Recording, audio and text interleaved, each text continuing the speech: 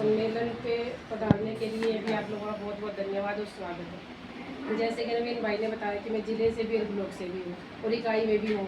मैं सब में बराबर संतुलन बना के चलती हूँ। वैसे तो सारी रिपोर्ट साथियों ने रखी दी, बता ही दिया हुआ संगठन के बारे में भी, कैसे कैसे काम कर रहे हैं और क्या किया हमने। तो थोड़ा सा कुछ एक बातें मैं भी साझा करना चाहूँगी। मेरी शुरुआत कुछ एक सालों से ही संगठन में, 7-8 साल से। तो वो भी कैसे हुई, जैसे हमारे अंदर कुछ ना कुछ प्रॉब्लम्स क्रिएट होती है, तब हमें अनुभव होता है कि भाई हमारे अंदर कमियां क्या, उन कमियों को दूर कैसे किया जाए। सबसे शुरुआत होती है समस्या से। साथियों की जो समस्या सिर्फ साथी ही समझ सके हैं, या फिर उसके नियर बाई जो है परिवार वाले, या कोई सामाजिक कार्य करता है जो अपनी फीलिंग को समझेगा, अदरवाइज कोई नहीं समझ रहा। तो इसलिए संगठन बनाने की जरूरत पड़ी, और संगठन बनाया है तो इकट्ठे होकर हम कोई काम करवाएंगे, सरकार के सामने रखेंगे तो हमारा काम भी बढ़ेगा। इसी कड़ी में अभी बताया नहीं बताया, मुझे पता 40% पे हमारी एक बहुत बड़ी जीत हुई है। जो 40% के ऊपर के विकलांग साथी है, सबको बस पास की सुविधा के लिए गवर्नमेंट ने अभी कल परसों न्यूज़ में दी है। पर अभी उन्होंने ये नहीं बताया कि उसमें कौन कौन बंदे आएंगे, सिर्फ हाँ कौन सी कैटेगरी आएगी या कौन सी कैटेगरी से रिलेटेड होंगे। क्योंकि 2007 में जो थी वो 100% पे बनाए थे कि बस पास फ्री होगा, और उसमें सिर्फ 7 कैटेगरियाँ थी। अभी की जो बनी है, अभी फिलहाल 21 कैटेगरियाँ, और 21 कैटेगरियों में 21 को चयनित किया है। वो ऑफिशियल ऑर्डर आएगा तब पता चलेगा। लेकिन फिर भी हमें यह पता है कि उनमें से पूछे आएंगी, क्योंकि 2007 में जो सर्वे हुआ था उस सर्वे में गवर्नमेंट ने तो 5.5 लाख विकलांग बताए थे अपने हरियाणा में, लेकिन हमारे अनुसार 15 लाख प्लस ही है, और अब तो और भी ज़्यादा हो गई। तो गवर्नमेंट के अकॉर्डिंग भी 5.5 में से 1 लाख कुछ हज़ार 22-20 ऐसे दिए सरकार ने कि भाई उनको ये सुविधा मिलेगी। तो वे जो और तबका बच के वो कहाँ जाएगा। तो उसके लिए भी हमें संघर्ष करना। लेकिन यूँ है कि जो हमने संघर्ष किया है ना, हमने अभी जो 2025 में 3 दिसंबर का विकलांग दिवस मनाया था, उस टाइम पे भी हमने सारे विधायकों को अपने मांग पत्र दिया। उस मांग पत्र में अपनी एक ये मांग थी कि 40% से ऊपर हो। 100% वाले तो बहुत कम जा पाते हैं, अगर जाएंगे तो उसके साथ एक हेल्पर भी चाहिए। तो 50, 60, 70 की है, उनको भी तो ज़रूरतें सुविधाएँ हैं, तो वो मिलनी चाहिए सरकार से। तो इस में भी हमें ना सबको साथ चल के, अगर कुछ कमी रही है तो वो भी हमें सरकार के सामने रखनी है। लेकिन वो एक बंदे से कभी नहीं होता।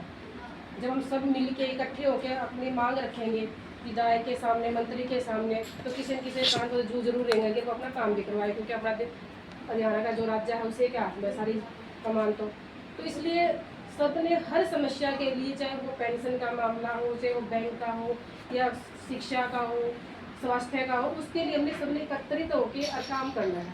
और कुछ साथी तो इकट्ठा होना ही नहीं चाहते, सोचते हैं कि ये तो है कुछ नहीं होगा, ये और करा ही न सुविधा मिलेगी तो अपन भी मिलेगी। लेकिन ये चीज़ छोड़नी पड़ेगी हमें। चाहे आप किसी भी फील्ड में जाओ, जरूरी नहीं कि विकलांग मंच ही है। जहाँ पे कम्युनिटी इकट्ठी होएगी, जहाँ पे लोग इकट्ठे होएगी, वो उन्हीं की जीत होती है। अकेले की कभी नहीं होती। बंदी बुआरी ही पूरा काम करेगी, एक सीट कभी नहीं करती। तो इसलिए साथियों, आप सभी से यही रिक्वेस्ट है कि हमने इकट्ठा होना है और इकट्ठा होकर ही काम करना है। और हमारा संगठन सिर्फ एक चीज़ पे काम नहीं करता, सारी 21 कैटेगरियों पे करता है। और 21 कैटेगरियों में जैसे हमारे साथी ये ऑर्थो में है, अभी मेडल जीत के आए हैं स्पोर्ट्स में।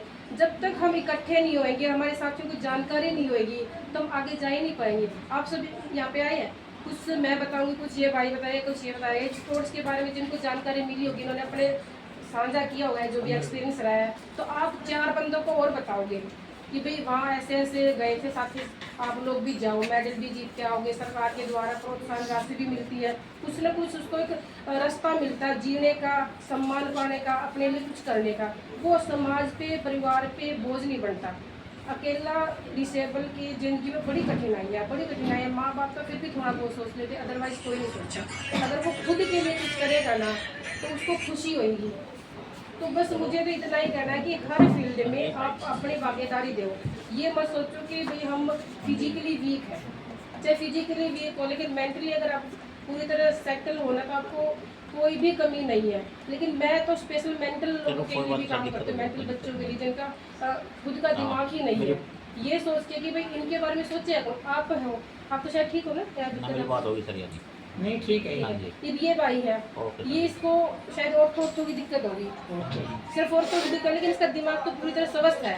तो ये अपनी आवाज़ उठा सकता है, अपनी आवाज़ कहीं भी पहुंचा सकता है, लिख सकता है, बोल सकता है, समझ सकता है। लेकिन कुछ डिसेबिलिटी ऐसी है जो समझ ही नहीं सकती, वो यूँ लगा लो कि बिल्कुल जैसे जानवर होता है ना, उनकी तरह है। लेकिन उनके बारे में कौन सोचता है? उनके बारे में हमारा संगठन सोचता है कि भाई ये भी इंसान है, इनके अंदर भी जान है, इनके लिए भी हम बोले, आवाज़ उठाए, ताकि माँ बाप पे, परिवार पे, समाज पे बोझ ना हो। तो हमारा संगठन हर तरह के 21 डिसेबिलिटी के लिए काम करता है। और आप सभी, जरूरी नहीं कि डिसेबल ही हो, विकलांग ही हो, हमारे आसपास का इन्वायरमेंट, समाज या हमारे राजनीति के कोई भी हो, हमें सपोर्ट करे और इन डिसेबिलिटी के लिए वर्क करे। बस मुझे तो इतना ही कहना है जी। Thank you.